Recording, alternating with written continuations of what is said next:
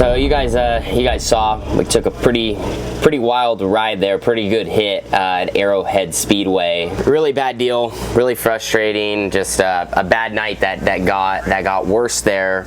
But in today's show, I want to kind of share with you the rebuilding process and what's the next step for our team and how do we bounce back from a situation like this. So the crash happened. There's not a ton left of our race car. Got the front axle, rear end, torque tube, all the radius rods, frame. Did a pretty good amount of damage, but Cody Cordell, Noah Gas's crew chief, actually stopped by and said, hey, why don't you guys come to the Gas Family Racing shop? You guys can plug in, park, use the shop, wash your cars with the pressure washer, do everything. So it was really cool. When we needed it most, a team stepped up and kind of allowed us to have a place to work. And so that's where we're at right now in Mounds, Oklahoma. We're going to get everything out of the trailer and just start going through every inch of our program and get it back to 100%. That's how we loaded it in the trailer last night, guys.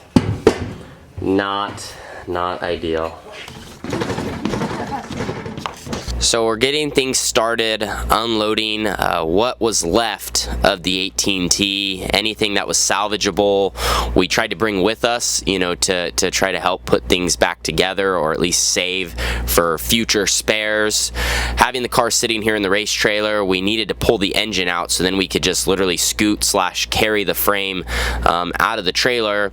Luckily, it's right underneath our winch, so just hook things up, take all the bolts out, get it unhooked, and lift that bad boy up so then we could pull the frame out of our way and get started on the rest of the work. After that, we used a forklift actually to get the engine up in the air and kind of get it out of the trailer and outside out of our way. Then we got all of our top wings down and kind of just started preparing everything on the ground floor level for that spare car to come down from upstairs.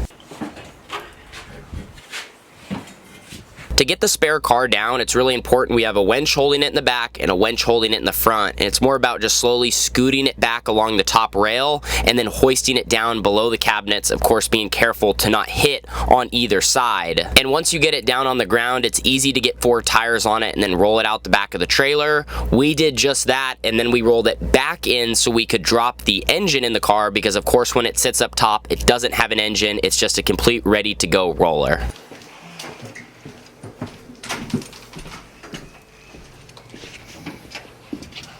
So this shot right here, this would be a look at what I would call our yard sale. If you've been in dirt racing long enough, you know what I'm talking about. You have a bad night at the track and you have a yard sale at home or at your pit or whatever the case may be. So now we're kind of just trying to regroup, get everything back to square one, get everything to 100%.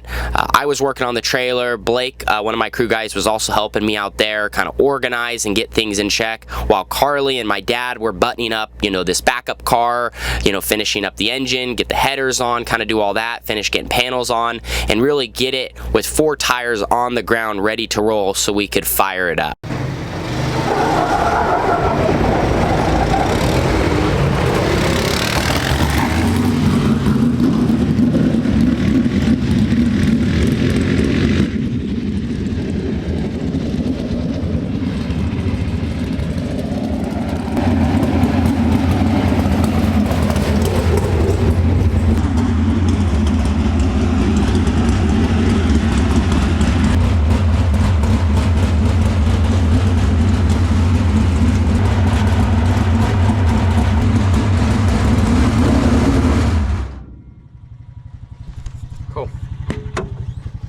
Good.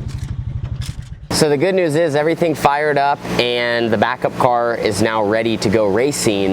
We got everything pretty much wrapped up like 48-ish hours after the crash. It was one of those unfortunate situations just because, my primary car had so much damage, and since the frame is going to need to be repaired, I think it can be fixed, so we're going to take it home and XXX is going to do their magic and get it back to 100%. And with our setup and our space, we can really only carry 2 cars, the one down here, carry that one upstairs, and it may be possible if you really tried, but trying to bring a 3rd frame's hard. So we only got what we got, so we didn't have to rebuild a backup car, and that was also, that chunk of time that didn't get used because we weren't able to do that. So we just got this car ready to roll. Then unfortunately, they canceled the high limit show. We were supposed to race Tuesday in West Memphis, Arkansas, and then we were supposed to head over to Texarkana, Arkansas at 67 Raceway, and that also rained out. So this first stretch has been very difficult trying to get races in, whether it's rain, wet ground, downs or even wind has been a big factor. So we're gonna stay here one more night at the gas racing shop and then head south tomorrow morning.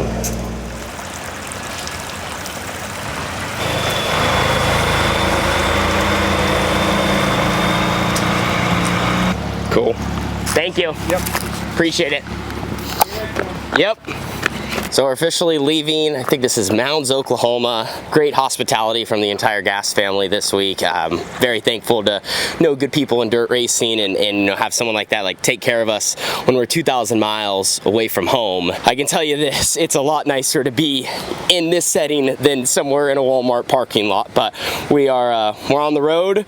We got a couple hours, couple hundred miles to go and get closer to our next track and our next race.